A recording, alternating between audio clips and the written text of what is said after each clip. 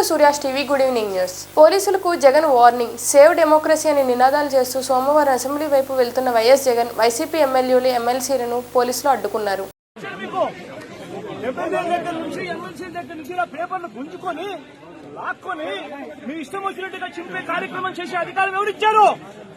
మధుసూదన్ రావు గుర్తుపెట్టుకో, ఎల్లకాలం ఇలా మాదిరిగా ఉండదు. ప్రజాస్వామ్యంలో ఉన్నాం మనం. నీ టోపీ మీద ఉన్న సింహాలకు అర్థమేమిటో తెలుసా? అధికారంలో ఉన్న వాళ్లకు శల్యుడు కొట్టడం కాదు, ప్రజాస్వామ్యాన్ని కాపాడడం కోసం మీరున్నారు. గుర్తుపెట్టుకోండి.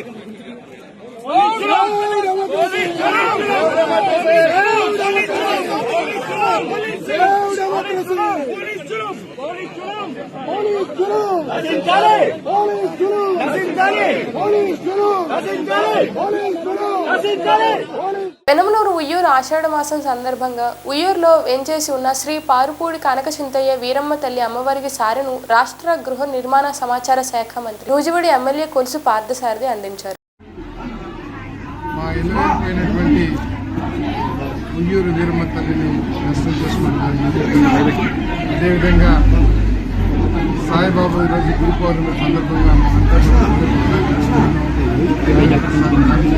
అందరూ కూడా గురు పౌర్ణమి ఉత్సవాల్లో సాయిబాబా కూడా అమ్మవారు సాయిబాబా ఎంతో ఆశీర్వాదంతో అందరూ చల్లగా ఉండాలని, ఈ రాష్ట్రానికి రాష్ట్ర ప్రజలకి మేలు జరగాలని మనసారా. ఆంధ్రప్రదేశ్లో హత్య రాజకీయాలపై దేశ రాజధానిలో వైసీపీ ధర్నా చేస్తుందంటూ మాజీ సీఎం జగన్ చేసిన ప్రకటనపై ఏపీ కాంగ్రెస్ చీఫ్ వైఎస్ షర్మిల తీవ్రంగా మండిపడ్డారు.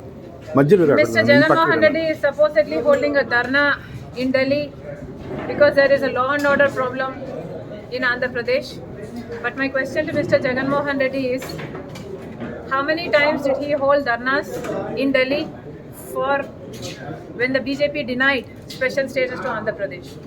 Not only one special status, the BJP denied the Polavaram project, the BJP denied giving funds to Rajdhani for our capital, the BJP denied funds for the steel factory in Kadapa, the BJP denied funds to maintain Vizag steel factory, the BJP denied us in so many ways.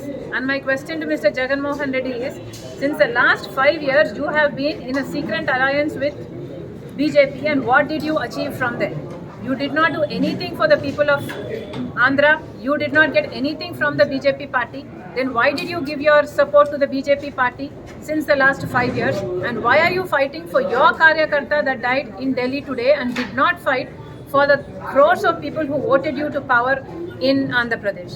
Also, I would like to reiterate that this murder that he is talking about is not a political murder, but it has come to light that it is a personal vendetta that happened between two people that belong to YCP party just a few months ago.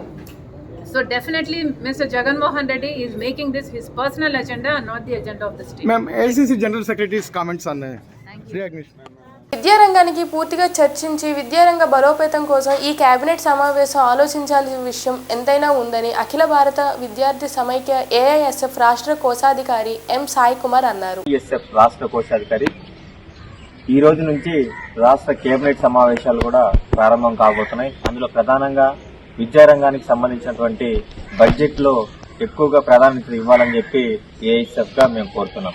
ఎందుకంటే రాష్ట్ర వ్యాప్తంగా విద్యారంగం కూడా వెనకబడి ఉంది కాబట్టి ఎక్కువ శాతం విద్యారంగాన్ని కేటాయించి విద్యారంగాన్ని అభివృద్ధికి తోడ్పడాలని చెప్పి రాష్ట్ర ప్రభుత్వాన్ని, ఎన్డీఏ ప్రభుత్వాన్ని మేము కోరుతున్నాం. రాష్ట్ర వ్యాప్తంగా ఉన్నటువంటి ఇప్పటికే చాలా హాస్టల్, సంక్షేమ హాస్టల్లో చాలా సమస్యలు ఎదుర్కొంటున్నారు. శిథిల వ్యవస్థలో ఉన్నటువంటి బిల్డింగ్లు ఉన్నాయి. కొత్త బిల్డింగ్స్ కూడా పర్మనెంట్ బిల్డింగ్లు లేకుండా కూడా విద్యార్థులు చాలా ఇబ్బంది పడే పరిస్థితి ఉంది. కాబట్టి కొత్త భవనాలకు కూడా ఏర్పాటు చేయాలని చెప్పి కూడా ఏఐఎస్ఎఫ్ గా మేము కోరుతున్నాం. కాబట్టి ప్రత్యేకంగా వసతి గృహాలకు సంబంధించినటువంటి బడ్జెట్ కూడా సపరేట్ గా వసతి గృహాలకే కేటాయించాలని చెప్పి కూడా ఏఐఎస్ఎఫ్ కోరుతున్నాం. అదే పద్ధతిలో ఏదైతే రాష్ట్ర ప్రభుత్వం మేము అధికారంలోకి రాగానే లారా లోకేష్ గారు చెప్పినటువంటి మాట వెంటనే ఆలోచించి చర్చించి ఈ కేబినెట్ సమావేశంలో ఆ పద్ధతిలో నిర్ణయం తీసుకోవాలని చెప్పి కూడా ఏఐఎస్ఎఫ్ కోరుతున్నాం. ఎందుకంటే ప్రభుత్వ విద్యకు సంబంధించినటువంటి రాష్ట్ర వ్యాప్తంగా ఉన్నటువంటి మెడికల్ కళాశాలలు ప్రభుత్వ జీవో నెంబర్ 107, 108 గతంలో తీసుకొచ్చినటువంటి జీవోస్ని రద్దు చేస్తామని చెప్పి కూడా హామీ ఇచ్చినటువంటి నారా లోకేష్ గారు ఆ జీవోని రద్దు చేసే పద్ధతిలో ఆలోచించాలని చెప్పి కూడా మేము కోరుతున్నాం. అదే పద్ధతిలో 3, 4, 5 తరగతులు అప్పర్ ప్రైమరీ స్కూల్స్ కి మెడ్ చేసే పద్ధతి ఉందో దాన్ని కూడా మేము రద్దు చేస్తామని చెప్పారు. ఆ జీవోను కూడా రద్దు చేయాలి. అదే పద్ధతిలో జీవో నెంబర్ 77ని తీసుకుని వచ్చినటువంటి గత ప్రభుత్వంలో పీజీ స్టూడెంట్స్ కి ఎవరికైతే వాళ్ళకి ఫీజు రింబర్స్మెంట్ ని లేకుండా చేశారో దాన్ని కూడా రద్దు చేసి పూర్తి స్థాయిలో ఫీజు రింబర్స్మెంట్ కూడా వచ్చే పద్ధతిలో ఆలోచించాలని చెప్పి కూడా ఏఐసీగా ఈ సందర్భంగా కలెక్టర్ బంగ్లాలో కాంట్రాక్ట్ బేసిక్ మీద ఉద్యోగం చేస్తున్న మహిళను వేధింపులకు గురి చేస్తున్నాడని మహిళ కలెక్టర్కు ఫిర్యాదు చేసింది.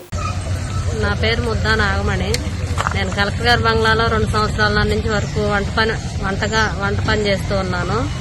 అయితే సార్ మమ్మల్ని శివశంకర్ సార్ మమ్మల్ని ఆబ్కాస్ జాబ్లో రాశారు.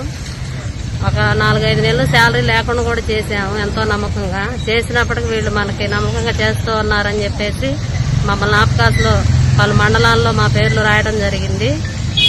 ఆ జరిగినప్పటికీ సంవత్సరం క్రితం జానీ భాష అనే అతను అక్కడ సీసీగా వచ్చాడు. వచ్చి మమ్మల్ని ఎంతో ఇబ్బంది పెడుతూ ఉన్నాడు.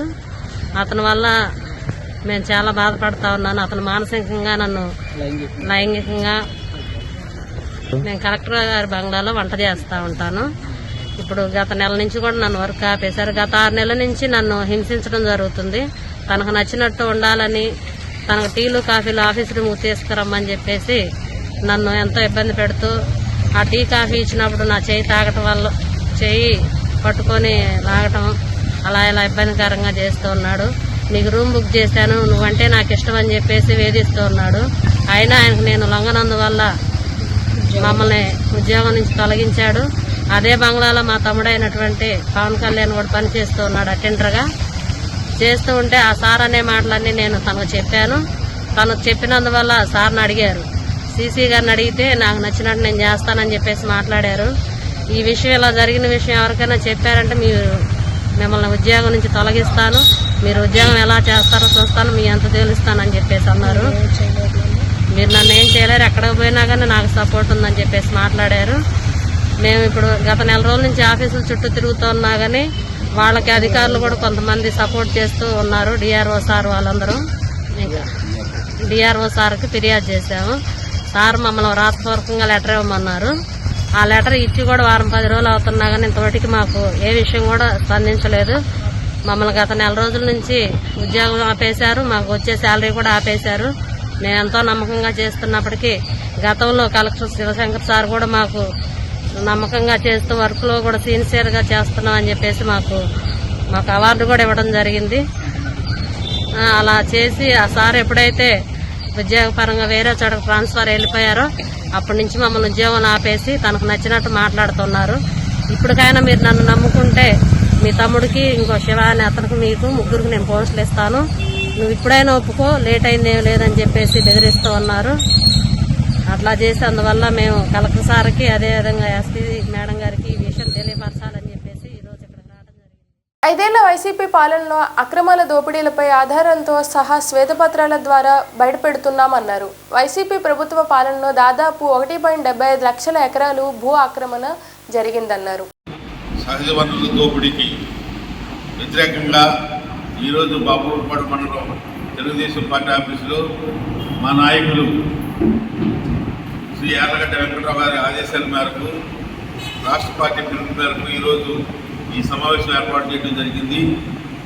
గత ప్రభుత్వం వైసీపీ ప్రభుత్వం 5 ఏళ్ల పాలనలో చేసిన అక్రమాలు దోపిడీలపై ప్రజలకు వాస్తవాలు తెలియజేయాలనే ఉద్దేశంతో ఆంధ్రప్రదేశ్ ప్రభుత్వం శ్వేతపత్రాలు విడుదల చేసింది.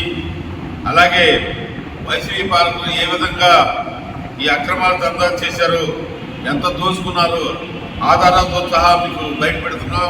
ఈ విషయాలన్నీ తెలియజేస్తున్నాం. 5 ఏళ్ల వైసీపీ ప్రభుత్వ పాలనలో 1,75,000 ఎకరాల భూముల్ని ఆక్రమించేసుకున్నారు. 4-5 పెట్టుకుని సొంత మనుషులు పెట్టుకుని భూముల్ని ఆక్రమించేసుకున్నారు. వాటి విలువ 35,576 కోట్ల పైన. ఇళ్ల పట్టాల పేరుతో 10,000 ఎకరాలు, ఇసుక దందాలు 9,705 కోట్ల రూపాయలు దోసుకున్నారు.